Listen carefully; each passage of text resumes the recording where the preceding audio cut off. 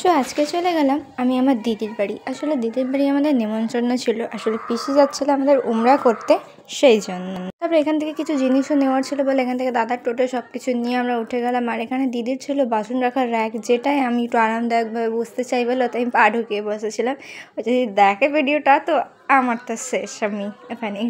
So তারপর এখান থেকে টোটো এত স্পিডে যাচ্ছে না, এত ঠান্ডা লাগছিল যার কারণে আমাকে পুরো জড়িয়ে রাখতে হয়েছে। এখান থেকে সূর্যটা ডুবে যাওয়ার পর কত সুন্দর লাগছে একবার দেখুন আপনারা। তারপর হাইওয়ে তো যা সুন্দর হয়েই গেছে সেটা তো আর বলার মতো না। যারা যারা কল্যাণী হাইওয়ের দিকে থাকে তারা তো প্লিজ কমেন্টে জানাবেন। তারা অনেকেই জানে চারিদিকে এত ক্যাফে আর ঢাবা, কী বলবো। তারপর এখানে একটু সবার ঠান্ডায় দাদা তো মনে হচ্ছে ঘুমিয়েই পড়বে, যার কারণে এখানে একটু চা খাওয়া হলো আর আমি একটা রোল খেলাম।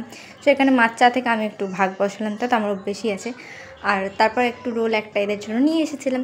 তারপর চলো ফাইনালি তো দিদির বাড়ি এসে যাওয়ার পর ইনাই আমাকে দেখে এত খুশি কি মানে পাগলের মতো নাচতেই থেকে গেল। সো চলো দেখা হবে আবার নেক্সট ব্লগে পরের দিনে খাওয়া দাওয়ার ভিডিওতে। Tata, bye bye.